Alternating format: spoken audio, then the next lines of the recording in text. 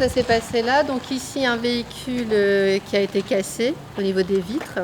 Et là-bas, un véhicule, un trafic un peu plus conséquent, qui lui a été cassé et incendié.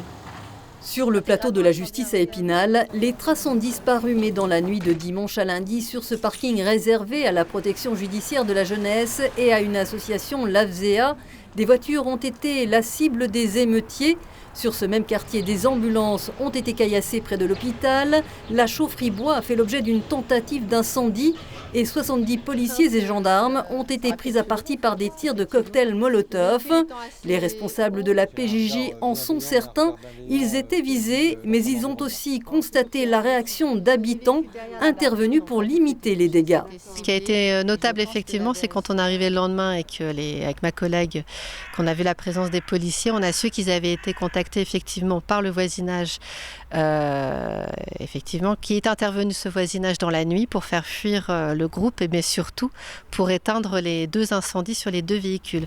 Sans quoi, un des incendies se serait propagé à toute la rangée de véhicules et le deuxième sur notre trafic se serait sûrement propagé aux arbres sous lesquels ils étaient stationnés. La vigilance citoyenne a été saluée par la représentante de l'État et le procureur de la République venus apporter leur soutien ce jeudi au personnel de ce service public qui accompagne par ailleurs au quotidien des jeunes en difficulté, jeunes marqués par ces événements. Il faut savoir que les jeunes que l'on suit, tout sujet d'actualité qui les touche, est de toute façon matière à une discussion avec l'équipe éducative, parce qu'ils veulent confronter leurs idées, parce qu'ils veulent exprimer leur colère, parce qu'ils savent qu'ils seront entendus, recadrés sur certaines notions, et puis surtout qu'ils auront la possibilité, de laisser libre cours à leurs émotions, et voilà, dans un cadre, mais qu'on est là pour ça. Les violences urbaines qui se sont déclenchées suite à la mort la semaine dernière du jeune Naël ont concerné dans les Vosges Épinal, Saint-Dié, Remiremont, Neufchâteau et Contrexéville.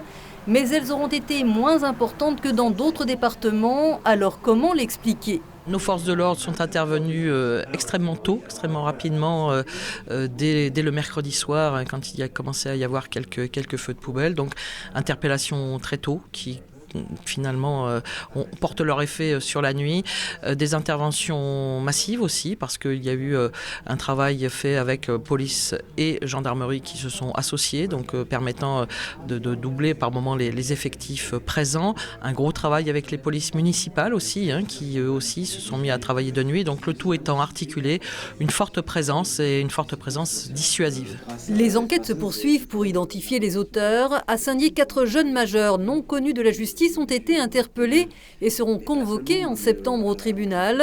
Le procureur a rappelé les consignes du gouvernement, une réponse pénale ferme et rapide. Ce sont 4 majeurs qui ont été interpellés en possession de cocktails Molotov. La réponse pénale ferme, et c'est ce que le garde des Sceaux a rappelé au procureur en début de semaine, c'est la comparution immédiate pour les majeurs, la présentation devant le tribunal pour enfants pour les mineurs, et des sanctions également, le cas échéant, pour les parents civilement responsables. Sur les peines encourues, elles restent évidemment les mêmes, ça, il n'y a pas de changement au niveau de la loi, c'est-à-dire que pour un incendie concrètement, c'est une peine de 10 ans d'emprisonnement qui est prévue par la loi. Les tensions semblent retomber, mais la vigilance reste de mise. Les dispositifs des forces de l'ordre sont prêts à s'adapter au jour le jour.